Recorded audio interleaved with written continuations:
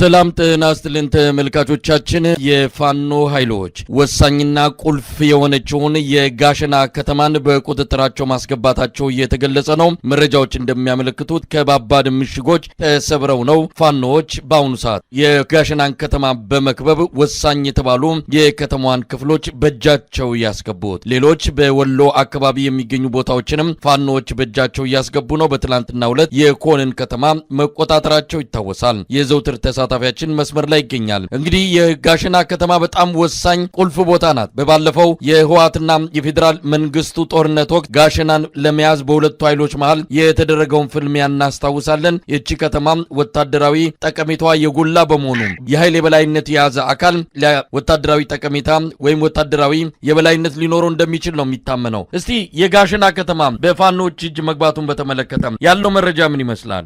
መሳይ በጣም የሚገርመውና በጣም የሚያስደንቀው ነገር ከእንግዲህ በኋላ ሰሜን ወሎ አካባቢ እየተደረገ ያለው ትንቅንቅ ወደ መጨረሻው ወደ ማገባደጃው እየደረሰ ነው። የጋሸና ከተማ በኢትዮጵያ ሕዝብ የምትታወቀው የዛሬ 4 ዓመት በፌዴራል እና በክልል ህወሓት ኃይሎች መካከል በተደረገው ከፍተኛ ውጊያ ስመጥር ከተማ ነች። ስመጥር ከተማነቷ ደግሞ በዋናነት የቦታዋን ከፍተኛ ወታደራዊ ጠቀሜታ ጠንቅቆ የሚያውቀው የሁለቱ አካል ከፍተኛ መስዋዕትነት በመክፈል አንዴ ፌዴራል መንግስቱ አንዴ የህወሓት እያያዙ ለተደጋጋሚ ጊዜ ከፍተኛ መስዋዕትነት የከፈሉባት ቦታ ናት። ዛሬ እንግዲህ የጋሸናን ከተማ 4 ምሽጎችን ሰባብሮ ወደ ከተማው እየገባ እንደሚገኝ ነው መረጃዎች የደረሱኝ። በትናንትናው ዕለት ብቸኛ ተስፋ የነበረው የዋላ ወረዳ ዋና ከተማ ጋሸናን ወረዳ ዋና ከተማ ኮንን የፋኖ ኃይሎች የደጋው መብረቅ አጥቅቶ ከተማዋን መቆጣጠር መቻሉንና ከኮን ከተማ ሸሽቶ የሄደው ኃይል ጋሸና ከነበረው ኃይል ጋር ተጣምሮ ምሽጎችን በማጠናከር ተተኳሾችን በማደራጀት ቦታውን በደንብ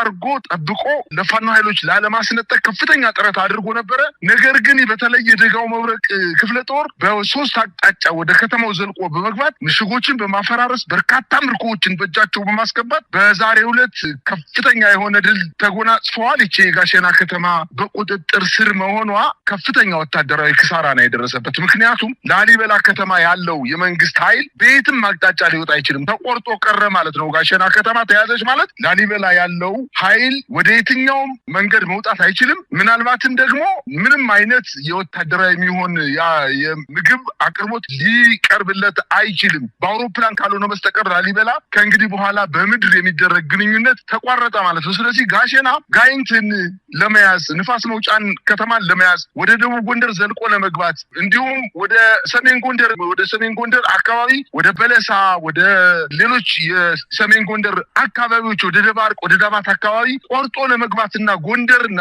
ከላይ ሆኖ ወደ ታች ለማጥቃት የሚያመች ቦታ በመሆኗ መንግስት ከፍተኛ መስዋዕትነት ከፍሎ ከተማዋን ለረጅም ጊዜ ሲከላከል ቆይቷል። ዛሬ ግን እንግዲህ የጋሸና ከተማ በጣም እስከዛሬ ድረስ ከተገኘው ከዋጃ ከምትባለው ከተማ በዘለለ ቀጥሎ የጋሸና ከተማ ነው ወታደራዊ ቁልፍ ቦታ ተብላ የምትጠቀሰው። እችን ከተማ ዛሬ በጣም በከፍተኛ ውጊያ ምሽጎችን ሰባብረው ወደ ከተማዋ ዘልቀው መግባታቸውን ነው መረጃዎች የሚያሳይ። በዚያው በተደረገው ውጊያ የሚኒሻና የአድማ ብተና የፖሊስ ኃይል በአሁኑ ሰዓት እጃቸውን እየሰጡ ከነትጥቃቸው መሳሪያቸውን እያስረከቡ ወደ ጠራቀሚያ ወይም መሰብሰቢያ ቦታዎች ላይ እየተሰበሰቡ እንደሚገኙና የመከላከያ ኃይሉ ደግሞ ከከተማው በመውጣት በተለያየ አቅጣጫ መሳሪያውን ለገበሬ እየሰጠ ልብስ እየቀየረ ለመጥፋት ጥረት እያደረገ እንደሆነ ነው መረጃዎችን ከስፍራው የደረሰ መረጃ የሚያመላክተው። እንግዲህ የጋሸና ሙሉ በሙሉ በፋኖች እጅ መውደቅን በተመለከተ ይፋዊ መግለጫ እስኪሰጥ መጠበቅ ይገባል ከፋኖ አመራሮች። አሁን በተለያየ ምንጮች ያገኘነውን ይዘን ነው እንግዲህ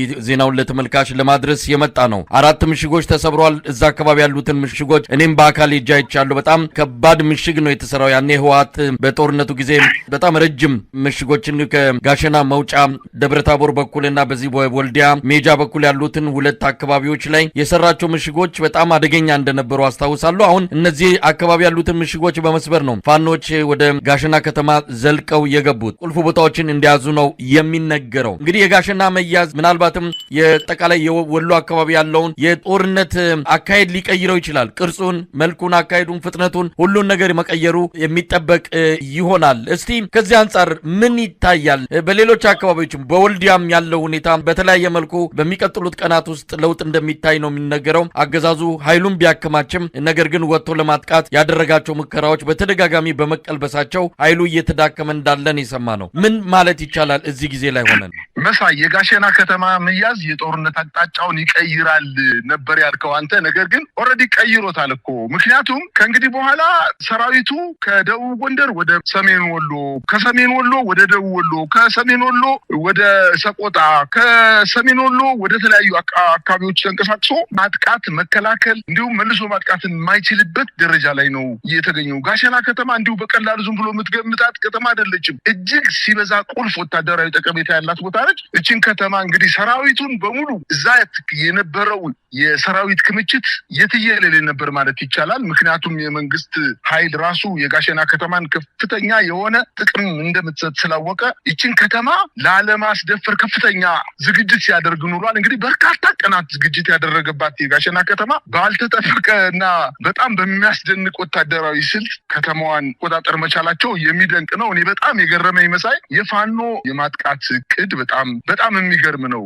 እንደው ዘለው ዝም ብለው በስሜት ከተሞችን ለመቆጣጠር እንዳልሆነ ዛሬ የጋሸናው ከተማ ውጊያ በደንብ አድርጎ ያሳየናል። ምክንያቱም ከዚህ በፊት ከላሊበላ አካባቢ ተነስተው ጋሸናን ወይንም ብልብላ፣ ድቡኮን ምናምን ከተማ ይዘው ነበር። ወደ ጋሸና ገስግሰው መምጣት ይችሉ ነበር። ግን አልፈው ምዕራብ ወሎ ነው የሄዱት፣ ደቡብ ወሎ ነው የሄዱት። እነዚህን ከተሞች ከተቆጣጠሩ በኋላ ከእንግዲህ በኋላ የሚዋጉበት የውጊያ ሜዳ በከበባና ሰራዊቱ ማምለጥ በማይችልበት ደረጃ የቀሩትን ኃይሎች ብቻ ነው። ተቆርጠው የቀሩ ሰራዊቶች ወይንም ጠንካራ ምሽግ ፈጥረው ልክ እንደ ጋሸና አይነት ቦታዎች ላይ ከበባ በመጸም ከባድ ጥቃት ነው የተፈጸመው። እንግዲህ የጋሸና ከተማ መያዝ ምናልባትም በሰሜን ወሎ ብቻ ሳይሆን በደቡብ ጎንደር አካባቢ የሚካሄደውን እንቅስቃሴ በንፋስ መውጫ፣ በደብረ ታቦር እና በመሳሰሉ የደቡብ ጎንደር ከተሞች ላይ የሚደረገውን የማጥቃት እንቅስቃሴ ከደቡብ ጎንደር የፋኖ አደረጃጆች ጋር በመሆን ከተሞችን በአጭር ጊዜ ውስጥ ለመቆጣጠር እርስ በርሳቸው እንዲገናኙ የዞን አደረጃጀቶች ወይም የሚኒሊክ እዝ ከበላይ እዝ ጋር ለመገናኘት ከፍተኛ እድል ነው የፈጠረላቸው። ይህን እድል ተጠቅመው እንግዲህ አጠቃላይ ወደ ደቡብ ጎንደር የሚያደርጉትን እንቅስቃሴ በሰፊው ያካሂዳሉ የሚል እምነት ነው ያለኝ። ነገር ግን መከላከያ ከእንግዲህ በኋላ እውነት ለመናገር ጀርባው የተመታ ውሻ ሆኗል።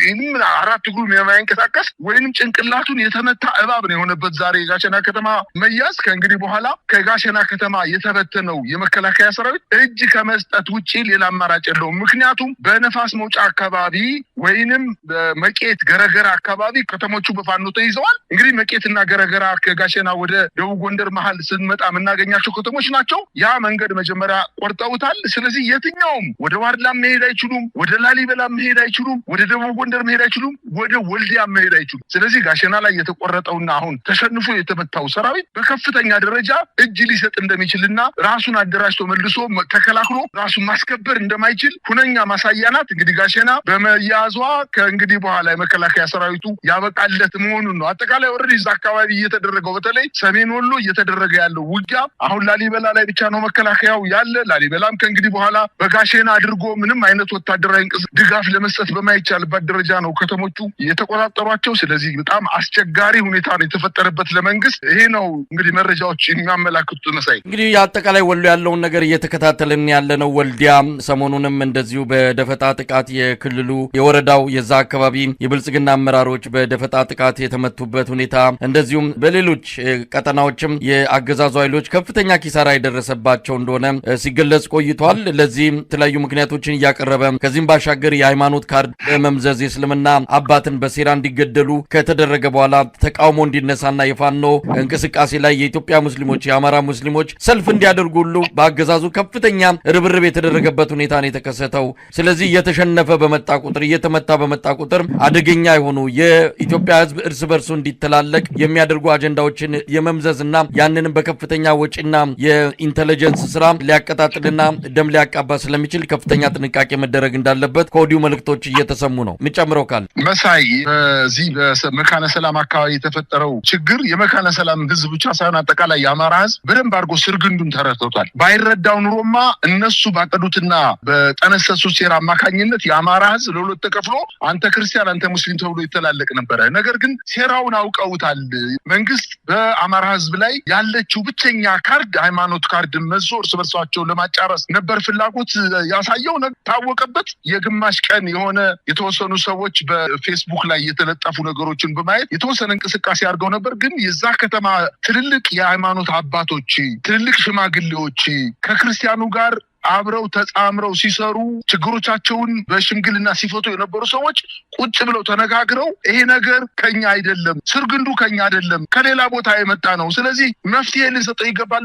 መፍትሄ የሰጠው ተዘግቷል ፋይሉ። ወልዲያ ላይም እንግዲህ መንግስት መሸነፉ የምታየው፣ በሰሜን ወሎ መሸነፉ የምታየው በጨለማ የመንግስት ባለስልጣናትን በወልዲያ ከተማ በሄሊኮፕተር የሚሆን ባህራ በኩል አድርገው ገብተው በሌሊት ተቀርጸው ወልዲያ ሰላም ናት የምትለውን ብቻ ለመስጠት ለማሳየት ለኢትዮጵያ ሕዝብ ወልዲያ እኮ ከአንድ ወር በፊት እኮ በመንግስት ቁጥጥር ስር ብቻ ሳይሆን አጠቃላይ ሰማይ ምድሩ የአማራ ክልል አጠቃላይ እርሻውም ተራራውም ወንዙም ሸንተረሩ በሙሉ መከላከያ ሰራዊት ነበረበት እኮ። አሁን ወልዲያ ላይ ከፍተኛ ቁጥር ያለው ባህራ በኩል በአውሮፕላን ኮምቦልቻ ካስገባ በኋላ ከዛ ባህራ በኩል እያደረገ ወልዲያ ከተማ ካስገባ በኋላ በሌሊት እየሄደ ወልዲያ ሰላም ናት እያለ ሊዘፍን ሲል ከፍተኛ የዞንና የከተማ አስተዳደር አመራሮች ከሐራ ከተማ አድረው ወደ ላሊበላ ወደ ወልዲያ ከተማ በንጋት ሲጓዙ በአርፒጂ መሳሪያ ተመተው ነው በርካታ ባለስልጣናትና አጃቢዎቻቸው የተገደሉ። ይሄ እኮ ማለት እንግዲህ ፋኖ በመንግስት ላይ ከጉሮሮ ላይ የተሰነቀረ አጥንት ሆኖበታል፣ ጎትቶ ማያወጣው ነገር ሆኖበታል። ከእንግዲህ በኋላ ተፈራግጦ ከመሞት በዘለለ ከእንግዲህ በአማራ ህዝብ ላይ እንደፈለገ የፈለገውን እያደረገ የሚቀጥልበት ዘመን እያጠረ የመጣ መሆኑን ነው ማየት የቻልኩት። ወልዲያ በአጭር ጊዜ ውስጥ ልክ የፋኖ ኃይሎች ጋሸና ከተማ ላይ ባልተጠበቀና ከፍተኛ ዝግጅት በተደረገበት እና እጅን ካፍ የሚያስጭን ዛሬ ያገኙት ድል ሁሉ ወልዲያ ከተማ መንግስት ለማጥቃት በጣም በተደጋጋሚ ጊዜ መንገዶችን ለማስከፈት አራቱ የታነቁ መንገዶችን ለማስከፈት ሰራዊቱን በገፍ አሰማርቶ ከባባድ መሳሪያዎችን በመጠቀም ድሮን በመጠቀም ሄሊኮፕተር በመጠቀም ስፓርታ ወይም አየር ወለድ ኮማንዶዎችን በመጠቀም መንገድ ለማስከፈት ጥረት አድርጎ ሞክሮ አልሳካለቱን አሁን ከተማ ውስጥ እኮ እያንዛረጠ ነው የሚገኘው። ስለዚህ ወልዲያ ከተማ ልክ የጋሸና ዕጣ ፈንታ በቅርብ ቀን ይደርሳታል የምን እምነት ነው ያለኝ። ከዛ በኋላ ደግሞ ነገሮቹ መልካቸው ሙሉ በሙሉ ይቀይራሉ የሚል እምነት ነው ያለኝ። ግን ወልዲያን ከተማ ድል እንደው የአማራ ህዝብ በከፍተኛ ደረጃ አጣጥመዋል የሚል እንደው ተስፋና እምነት ነው ያለኝ መሳይ።